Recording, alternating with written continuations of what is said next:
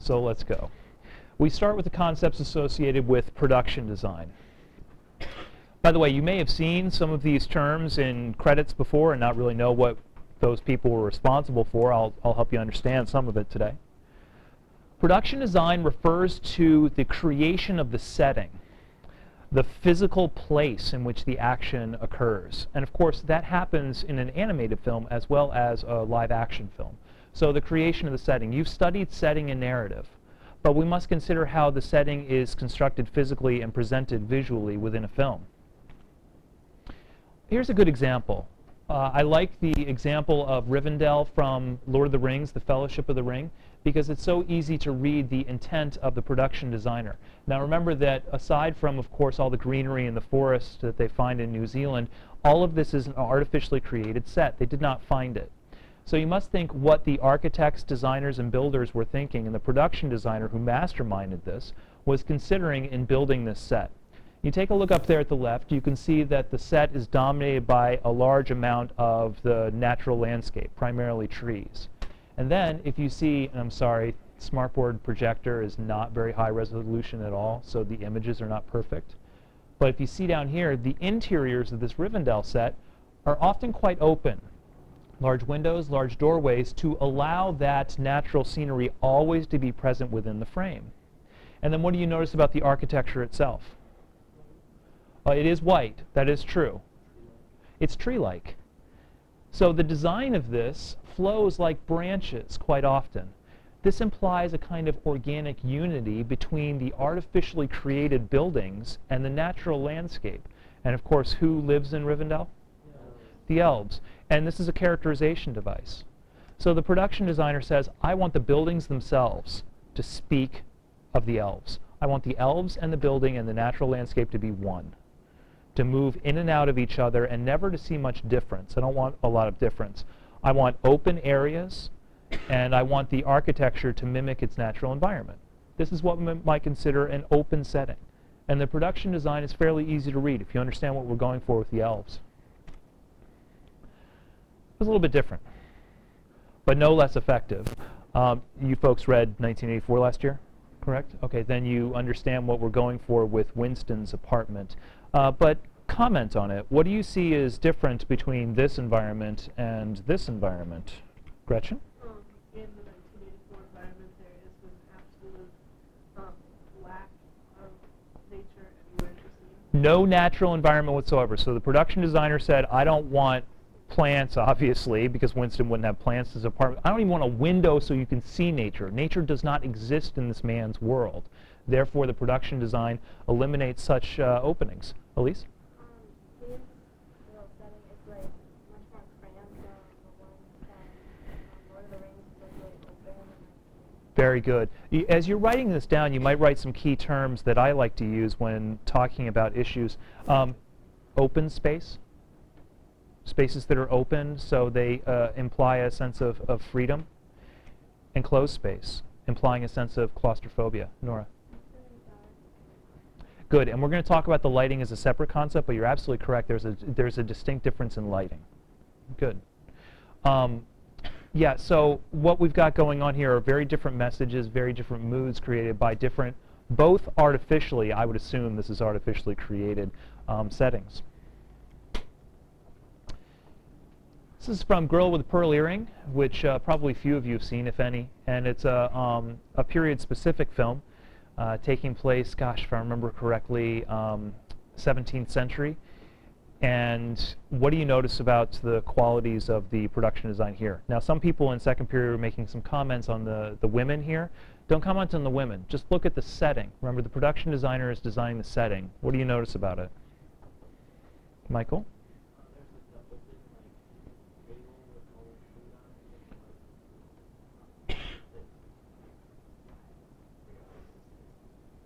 That's okay. John, you want to add?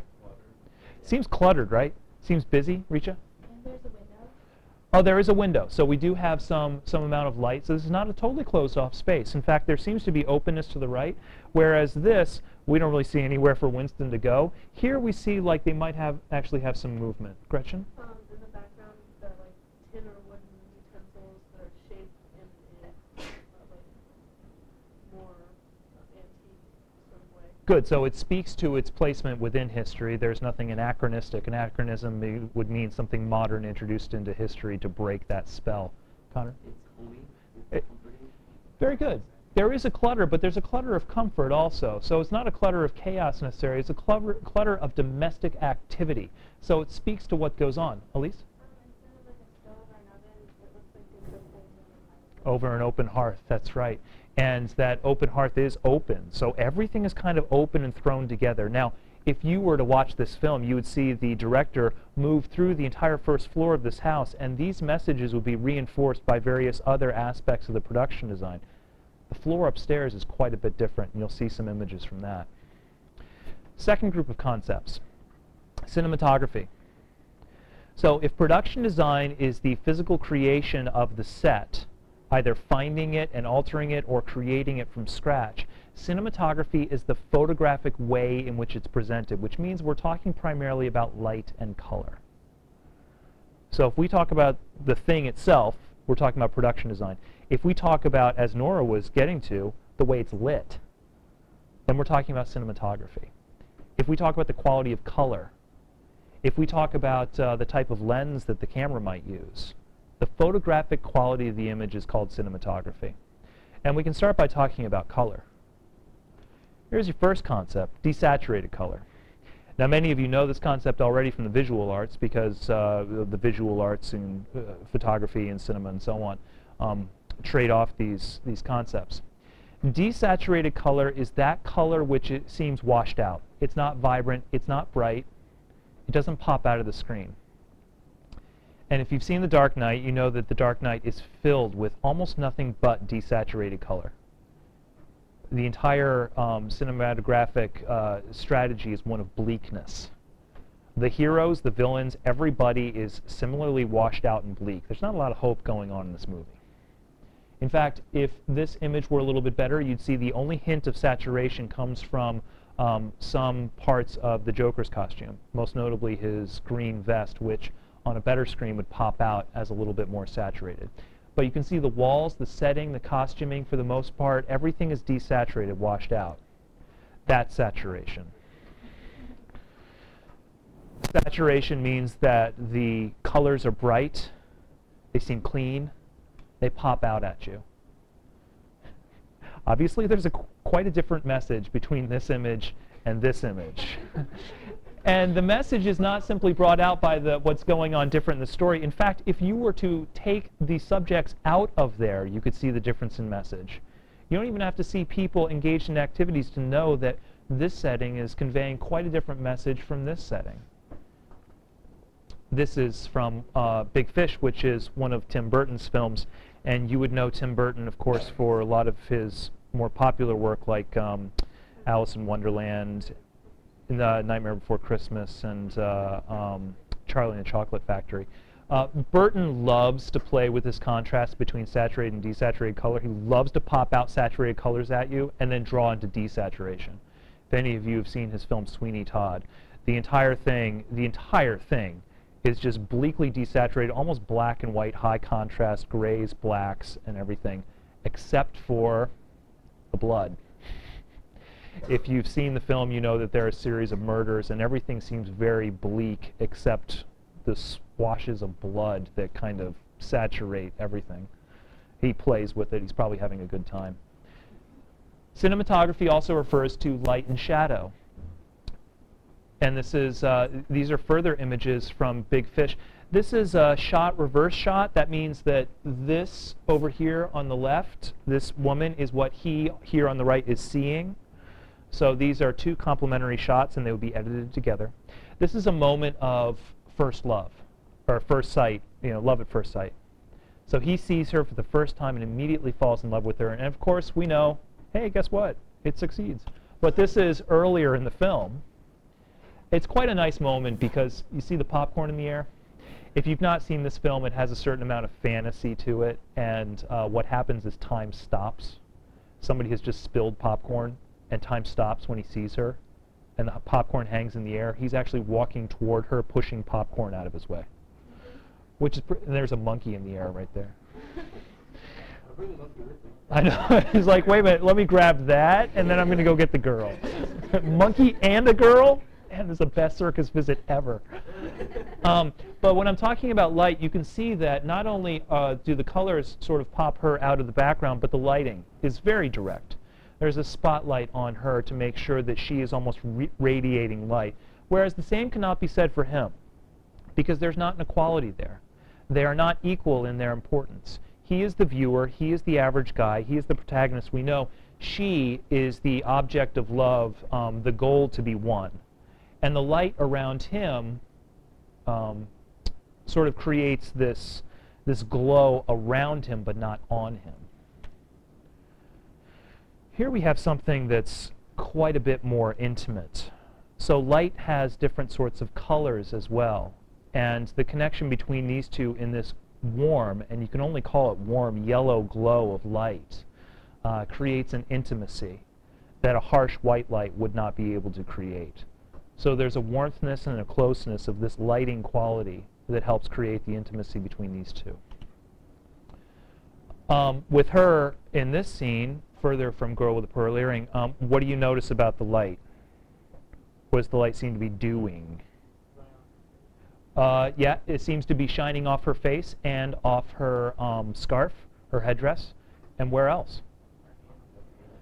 Her hand to a certain extent, although the hand doesn't really pop out quite as much as what else? The canvas. So the light emanating from the window, and the director would be very conscious of what the light source is, the light emanating from the window pops off both her and the canvas. This is the moment at which a lower class servant comes full into contact with fine art. And it's a moment of recognition for her. It's very important. And the lighting design helps carry that through.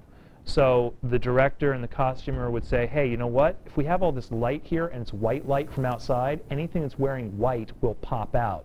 Let's make her wear white, and let's let the canvas be white, and let's let those be the white that pops out of that image.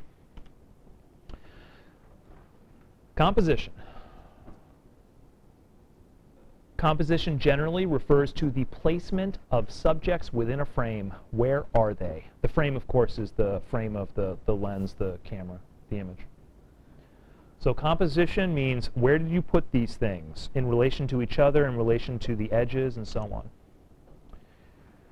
And we can talk about low angles. So where is the camera in relation to the subject? This one is low. Michael? Therefore, he appears more sinister, right? And a little bit more powerful. Very good. Anything that's shot from a low angle seems to be more powerful. Anything that's shot from a high angle seems to be less powerful.